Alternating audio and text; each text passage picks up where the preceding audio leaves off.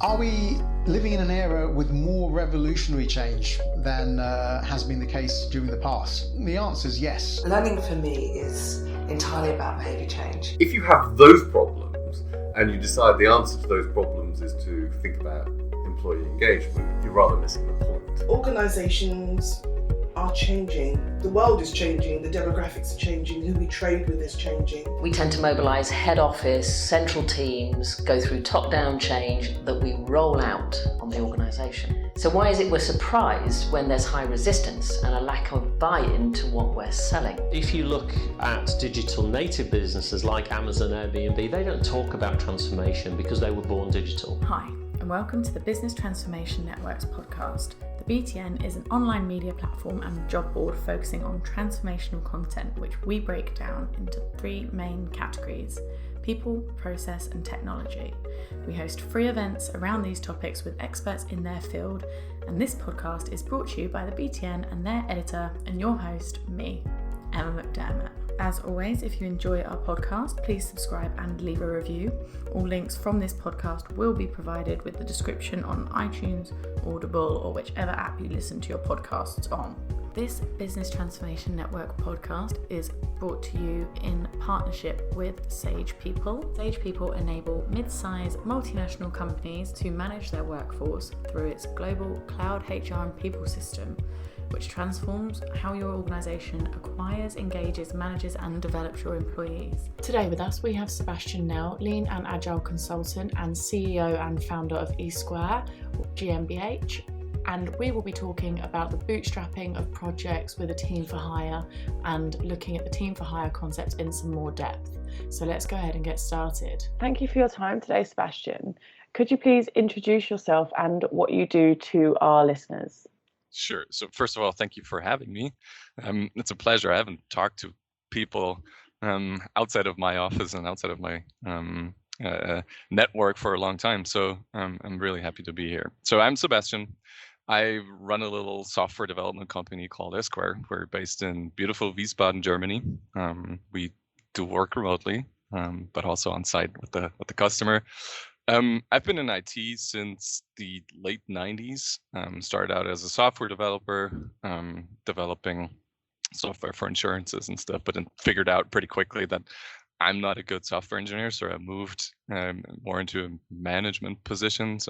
I took over my father's company for a while and had to manage some family business, then moved to the most interesting business to date, the gaming industry. I had the pleasure to work with the super talented team at Phenomic. They were bought by Electronic Arts, and we developed one of the first free-to-play microtransaction games that I'm still very proud of. It's called Battleforge, so if anyone wants to look that up. And then I moved into Crytek, which is another German gaming company, and helped them build up their online department. Did that for a couple of years, and then thought that I'd seen it all: gaming industry, top-notch technology, great people, and I wanted to carry over that that culture to the normal companies and to the normal businesses, and had the opportunity to build up a business unit for digital product development. That was back in the day when first Nike Plus came out, which was a hardware device in your shoe connected to your phone and then exchanging data. And we thought it would be super interesting to explore this for large German clients. Like we had large car companies, we had utility companies, airlines that we've worked with on a consulting business for basically what's today called IoT products. And figured that that would be the future. I set out to found my own company in 2013, which is now essquare, and we are a team for hire company, which means that you don't hire one of us, you hire a whole bunch of us. And that's what I've been doing since 2013. And what we do is basically we develop software, and it's maintenance software for maintenance robots, or we did develop prototypes for connected vehicles. We developed embedded systems. We do a lot of engineering of software as a service products. So basically no strict vertical that we're attached to. It's more like the software development challenge that we look after, and basically anything that runs on the web is what we do, preferably on AWS these days. So that's basically it for me. Amazing. That's quite a varied background. So today we're going to talk about sort of the bootstrapping of projects with a team for hire. So you mentioned team for hires there. So to start off, could you please explain the concept behind teams for hire and how they can help a project? Sure. So teams for hire, that sounds very epic, and it's like, I don't know if you know Red Adair. He's like this legendary firefighter that was called when there's the worst fires, and they would call him and his team to extinguish the fire, and he was the only one that could do it. That's not what our team for hire is. When you hire us, the work starts. So it's basically it starts with the problem of the customer actually, and these days it's the topic of digitalization, especially in Germany, where I would say that most of the companies in the industry are laggards when it comes to digitalization and transformation to digital, and they have major problems. It's either that they run out of ideas how to become or stay relevant in the future, and need some sort of new product, new business model, and technical capabilities, or the other way, they already started and do have some technical capabilities, but it's legacy software in the system that the whole company relies on, that needs to be worked on. And they usually call us and say, well, Sebastian, we're screwed and we don't know what to do. We don't have the capabilities. We don't know how to build this product, because we don't have the people that can build it. We don't have the processes. We don't understand how digital basically works. And what we do as basically come in as a team and try to help that organization help themselves. So the team for hire consists, like, there's a couple of points that I think we do differently, whereas I think the teams for hire, it's common that companies lend teams to customers, but how we do it is basically we try to help organizations by bringing in not only the people with the expertise to build those products, with the skills that is required. It's also like a fixed team that has been working for 6 years, so they know exactly how they can rely on each other. They're integrated super quickly into organizations, and then obviously they have a methodology that they're used to working. And this is something where we as a team come in to our customer and try to onboard all the people that work for our customer that are supposed to help us build that product. And we sort of bootstrap them with, like, we have a heartbeat. We know how to develop and start those projects. And what we do is we try to we do take them along on the journey and help them with our experience to become capable of building those products themselves. And it's a co-creation process, basically. It's not something where we come in and do all the work and we are like the experts. No, we try to be the ones that help our customers develop those capabilities, and do this by coaching a lot of the people that are there. We help them recruit, which is one of the things that probably not many agencies do, and we try to make ourselves redundant. This is basically not the common business model that we've seen, but we help them recruiting, find ways how to grow their team and also the rest of the organization, because most of the times software development and IT is it's looked upon very limited, in my opinion, and you need to start a transformation, especially if you want to become an organization that has technology and digital in its core. You need to start thinking different, and if you have an experienced team like us on board, we can help you start off that thinking or become better in that thinking. But this obviously requires a lot of responsibility and mandate for the team or the product team to change all these things in organizations. Amazing. So just because you mentioned it there, and I think it's quite an interesting piece to have a quick look at. Obviously, you said that you work collaboratively in sort of the team for hire aspect, and then I basically sort of make yourself redundant, like you said. So how does that work with an organization? Because do they become to rely on you? Is there an aspect where organizations become a little bit more reliant on your team, and then getting in new people is harder, or how does that work? No, actually, it's easy because we don't we start with agreeing on not being the ones that are relied on. So we try everything to give them the capabilities to continue working without us, and especially when we start looking at how does the team look like in the future that will be left when we're gone, what capabilities do they need? We start recruiting for those positions and help the client recruiting and find those people. And that's actually how I got in touch with Annapurna and the Business Transformation Network, is by using the recruitment as a service model for one of our clients, which I think is just brilliant, because that's sort of the same concept that we have. We continuously look to grow the capabilities of building the best team possible to build the product, and getting new people on board with those skills, with an approach that is a little different than it used to be, helps to speed up the process of developing those products and capabilities in an organization. Fantastic. And so often when changing an organization, you sort of get a change management team or a transformation team that come in and enact the change. Could you sort of highlight the difference between this and the team for hire concept?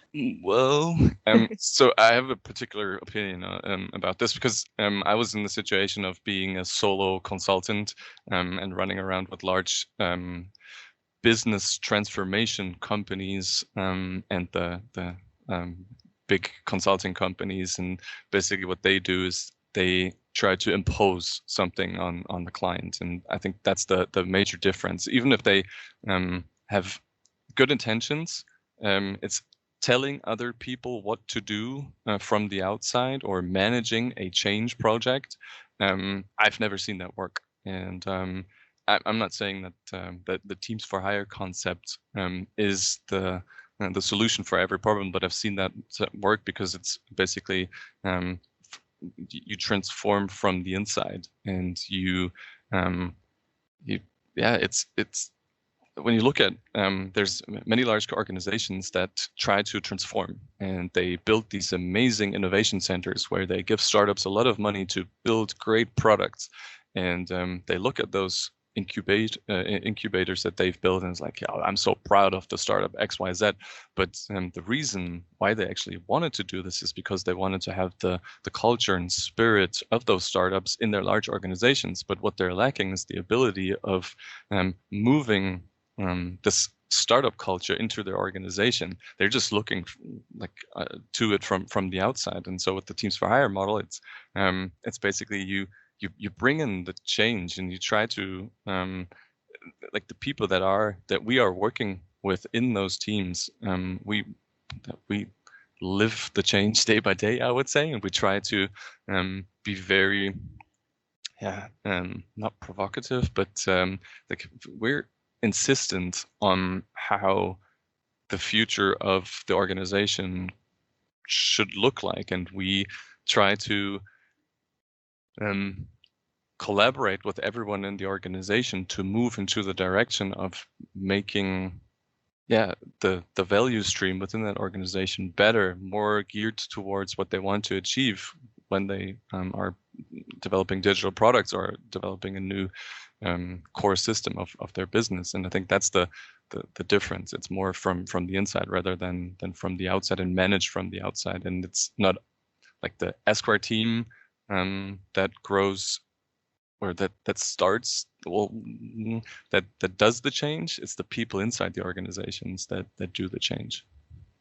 Amazing, because I think that's a really important point there that you made, because often the case is with change that it's something that's done to the people in the organization, and that doesn't always land very well. Exactly. Yeah. So this would be revolutionizing the way organizations undergo change, right? I wouldn't call it revolutionary, but like I said, it's an approach that I've seen working. It's like it's something. It's a different mentality, and I think you pointed out it correctly. It's not what we're doing is basically we're inviting people to become part of what we're trying to do, and obviously this requires a lot of responsibility that's put on the team that develops the product, and obviously mandate to change things in an organization, and if that's there, then any change is possible. But as I said, it's the company that decides how much they want to change and how fast they want to grow. We do advocate lots of things that many of the organizations aren't able to do. For instance, we do like hiring. For us, at essquare, how we hire is democratically. So we have a team hires team mentality and rule, which is something that I learned from the great Heiko Fischer from the Resourceful Humans. I worked with him at Crytek, and he introduced me to the concept, and I thought I liked it from the beginning because the team decides who they want as a team member, not HR deciding who fits in their roster or their matrix. And this is something that, if you have the mandate to do so, it's amazing what that does with a team. If it's imposed on you, it's something that's not very, very healthy. But there's organizations where they still hire through HR, and they still have that silly process that includes a 1-hour interview to decide whether a person fits or not.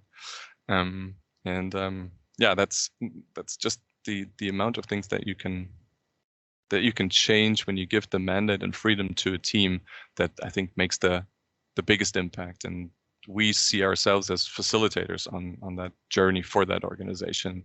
I think that's a really interesting approach to sort of hiring out a team. And I think it could work quite nicely, like going forward, if more companies sort of picked up on that. So how does hiring a growing team work in this concept when you're also collaborating on the change side of things?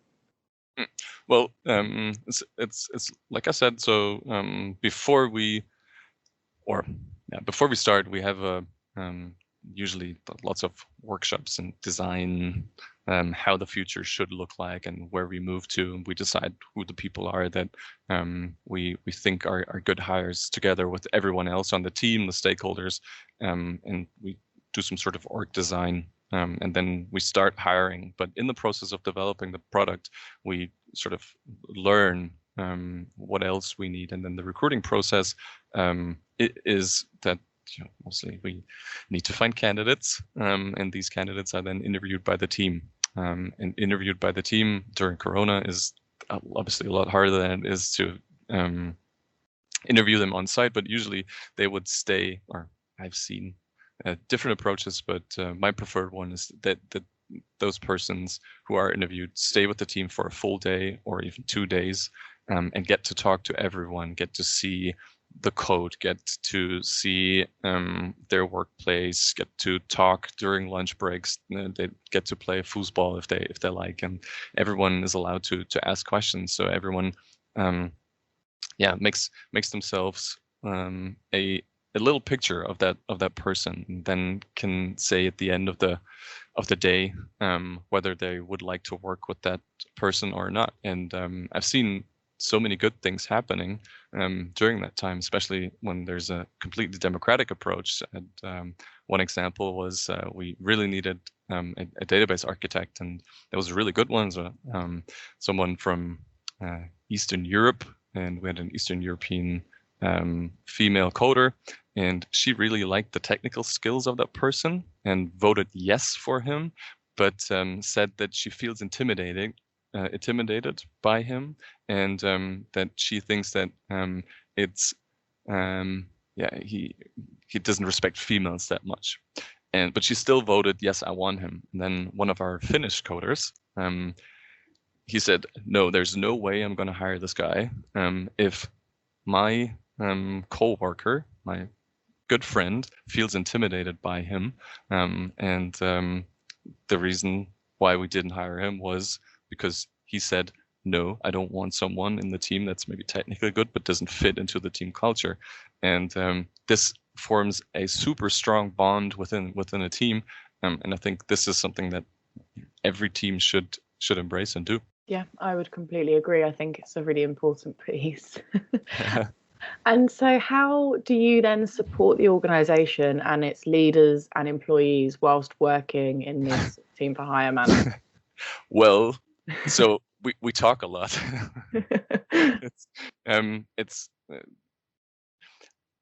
So when you come in as a team for hire, you always looked upon like, okay, those are the experts, the externals. They want to change things, and especially German companies are very reluctant to change. They don't like doing those change things, and but it's all about being transparent and being very honest and open. What's going to happen, what we're going to do, and be inclusive. And one of my favorite exercises to do in the beginning of a project is a value stream mapping. I don't know if you've heard of it. It's a really good book. I think Karen Martin is her name, wrote it. And it visualizes the flow of value through an organization. And after those workshops, I do have a lot of friends and a lot of foes within an organization.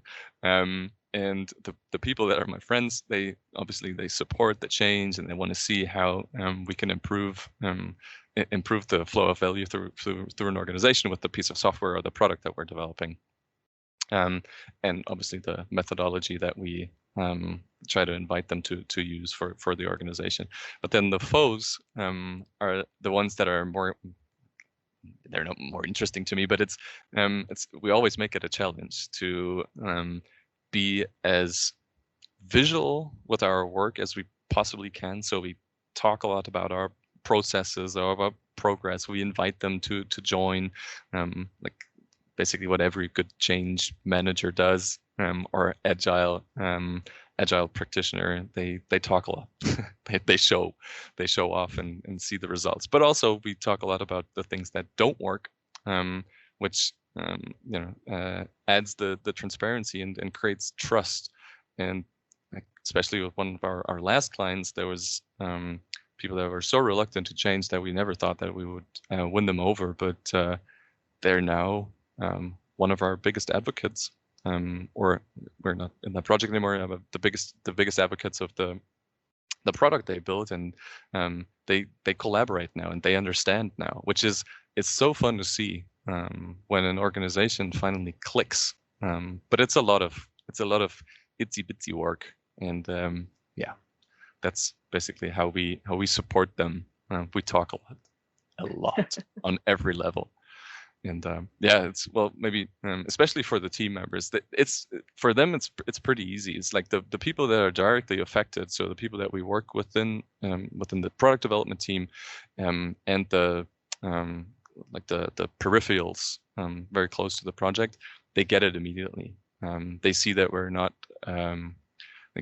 trying to harm. We're trying to become a team with them. We try to move forward with them, and we don't try to force them to do something they wouldn't want to do. So I think that's the easier part. The harder part are the ones that are outside of the peripherals of the team in an organization. But it always depends on the organization, of course.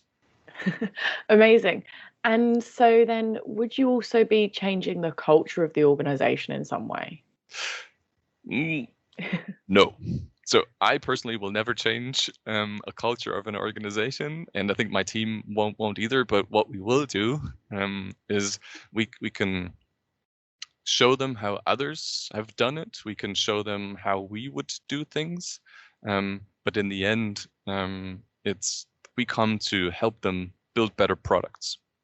And on the way, we help them to understand what it takes to build maybe a better organization, to continue to build better products or become a more valuable organization. And they change the culture, and they embrace the change that, and they do the steps that they want to take. And it's not, like I said, again, we're not imposing something on them. We're inviting them to go on the ride with us, but what they make of the ride is up to them and up to the organization. And I've seen both. I've seen organizations that fully follow the path that we went, but I've also seen organizations where we finished a product and worked in a Kanban flow. Everything was by the book and really nice, but then the organization said no. I think we've seen how it could work, but there's reason X, Y, Z why we can't do it. Thank you. Which was it was sad to see that they didn't like our invitation, but that's exactly what it's about. It's also that you can say no to moving in the way that we move, and that's why I would say it was a success for us. Fantastic. And so I was going to explore culture a little bit more here, and the importance of honesty and transparency in this scenario, but I feel like you've touched on it quite extensively earlier. But what I did want to ask is it easier to implement the team for hire concept into sort of a smaller startup organization, or is it harder to go into a more established organization?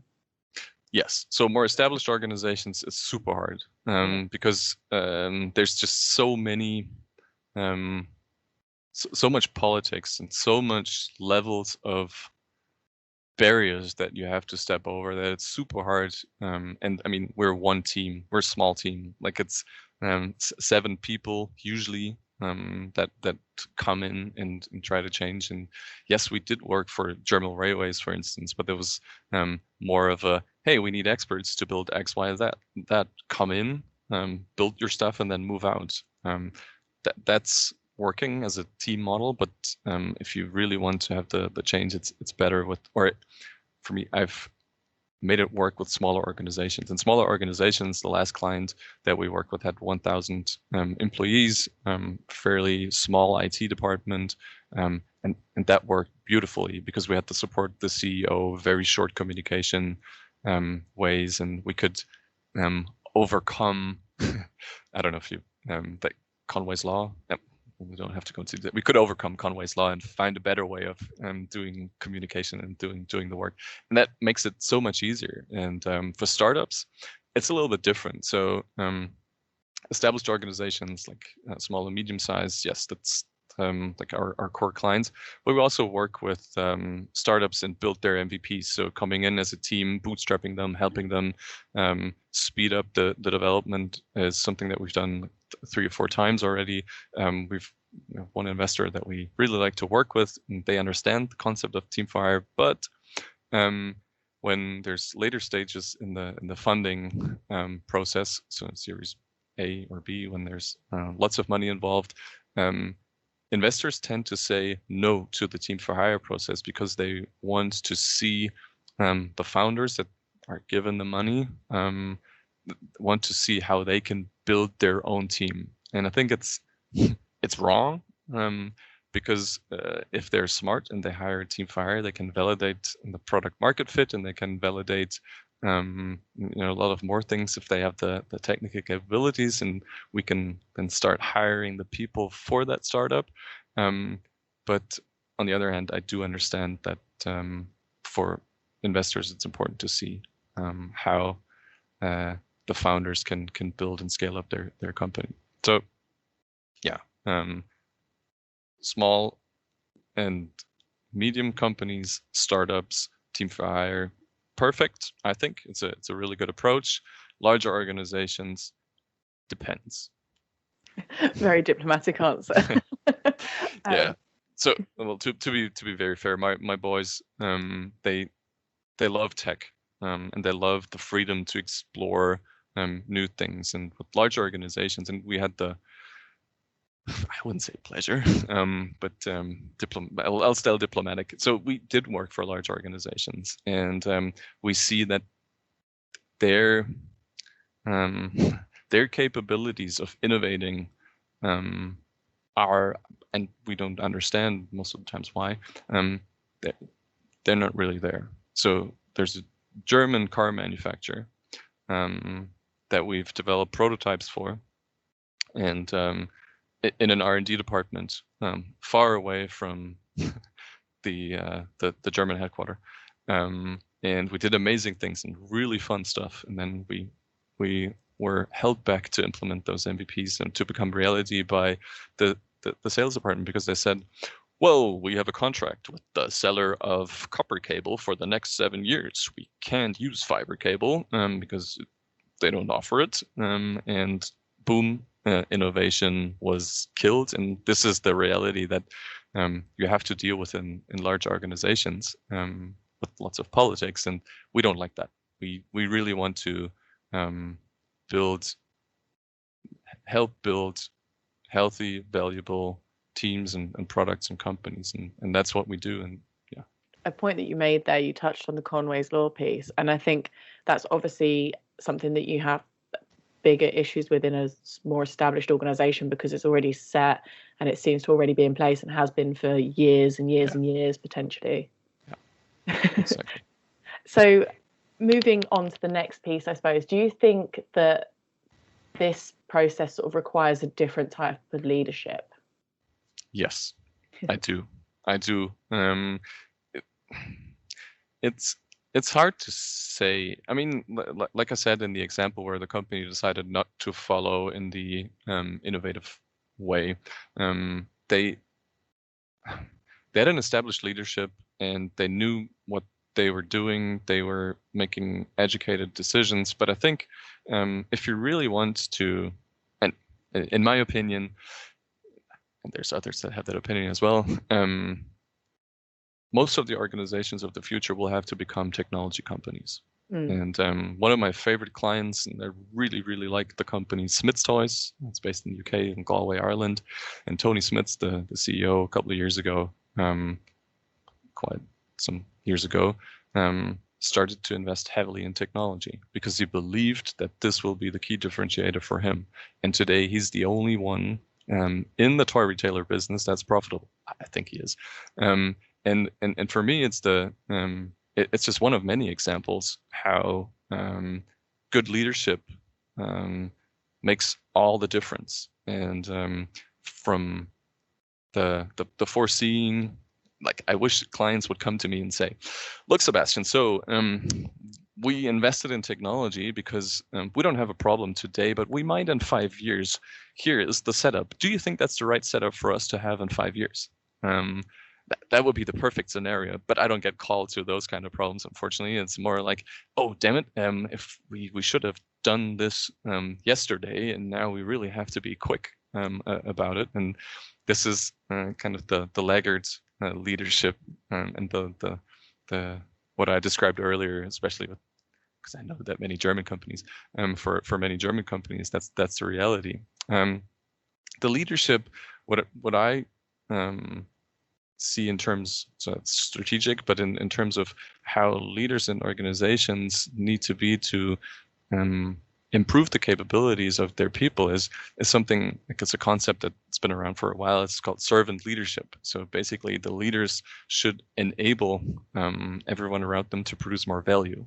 And I think that's the kind of leadership that those organizations need. It comes at a cost, of course, because things tend to take longer, but the reward is so much higher. Like, everyone in our company is invested. They want to make a difference and can make a difference. And it's not like I'm stuck in a department where I don't know what the benefit of my department is to the whole value of this organization. Here it's like you do something and it produces value, and this is what I think a leader needs to enable the team to create value.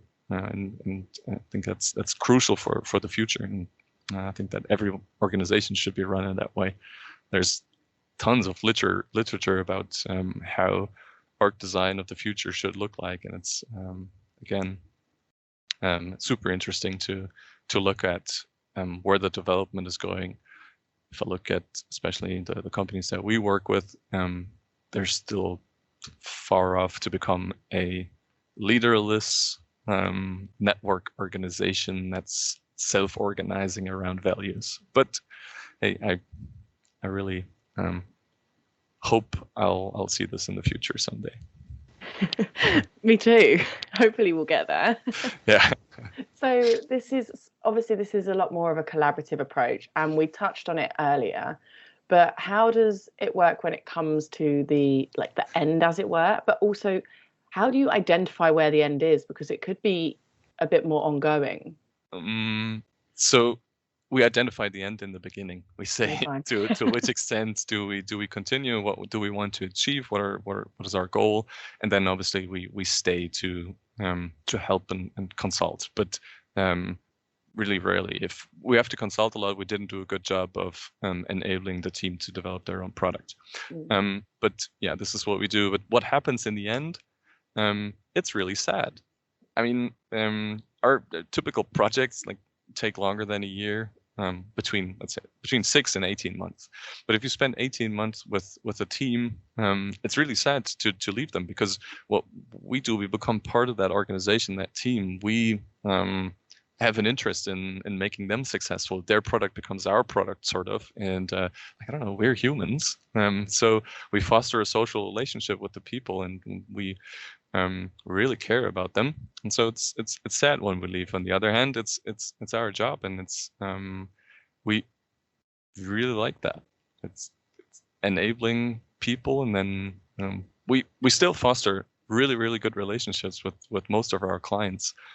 Well, the majority, at least. We do have clients that hate us, and that's totally okay too, because we don't say yes and amen always. And yeah, that's I guess it's the Esquarean way, I would say. Amazing. So it's almost, I suppose, like, as a conclusion piece, it's almost like fostering an organization during a period of change. Yeah, exactly. It's like that's what I said. It's facilitating, and which I think is interesting, because sometimes you just need to push a little button, and then the change happens alone. And then people, it's amazing when you've done things and you see that people understood it, and then make that their reality, and just do it, and follow the way that they experience something new, and it works for them, and they make it their own, and it's it's the best feeling. Fantastic. And so, to wrap everything up today, Sebastian, if there's only one thing a listener take away from today's episode, what should it be? I remember in 2015, it's quite a while back, I did a keynote as an SAP event. I think it was some financial department people that were looking at me as like, what is he talking about? And I told them that I think the title was Digital Transformation Disrupted or something like that, because I was hating digital transformation initiatives in those organizations by that time. And what I told them was basically that all the companies in the future will need to become a technology company in order to compete tomorrow, and it doesn't matter which industry. And if you start building the foundation now, cool, it's 2015. If not, you'll vanish. It was bold, but I still mean it. If you don't put technology to the core of your business, it's going to be very hard to be competitive tomorrow. And what I didn't tell them back then was that the essquare Team for Hire solution could be a solution for those companies. And that's what I tell the listeners today. Fantastic. And I think that's a really good point to make. I think it's quite important, given sort of the way the market has been disrupted. Totally. And I think it's crazy. I mean, I said it to 15 and it's still valid. It's still, there's so many industries who are, but German Telecom always does a report on the digitalization of the industries, and it's scary. It's like, I think construction has been the last forever, and it's amazing how non-digital those people are, and how few innovations are happening in that space. But yeah, so I mean, it's good for our business, I guess, because otherwise we would need to build other products, and it would be interesting too. But we love helping organizations become like a digital powerhouse or a product development powerhouse or a powerhouse. Yeah, absolutely. Well, thank you so much for your time today, Sebastian. It was my pleasure. Really nice. Thank you. Thanks for listening to our podcast. We hope you enjoyed it or learned something. For more content like this, please subscribe to the BTN website. As always, we really appreciate any thoughts and feedback about the show. You can reach us on Twitter @thebusinesstn, or you can email us at emma@thebtn.tv with any questions or suggestions for future episodes. We read all emails and will always try to respond as soon as possible. This episode is sponsored by Sage People. Thanks.